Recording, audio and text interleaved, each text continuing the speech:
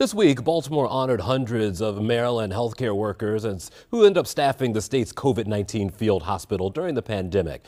Not with plaques or certificates, but with some impressive artwork. 11 News education reporter Dr. Tim Tootin explains. It's been 3 years and 3 months since the doors first opened to the COVID-19 field hospital here at the Baltimore Convention Center. On this day, the unveiling of an art exhibit in honor of healthcare workers. Parts of the convention center became a 250-bed hospital and later a COVID testing site and vaccination hub for state residents. But now on a wall in the lobby of the convention center's Pratt Street entrance is a different story being told, with art prepared by almost 24 Baltimore area students. It's just so amazing to see it actually physical.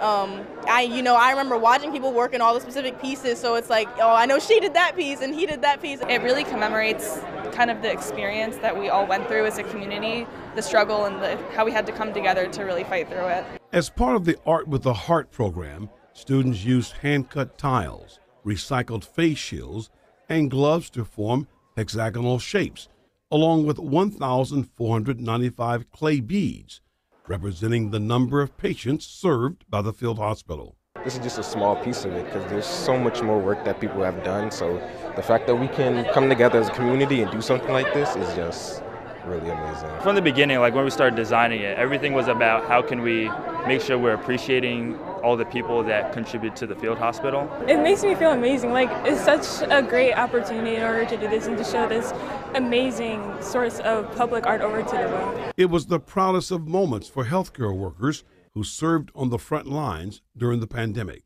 I see the vials and I see like all the medical equipment, and it's just like, just being part of this very unique experience. Like, I never thought that in my healthcare career I was going to be doing like nursing on a convention center. It was also an historical healthcare moment for the hospitals which took part in the COVID-19 project.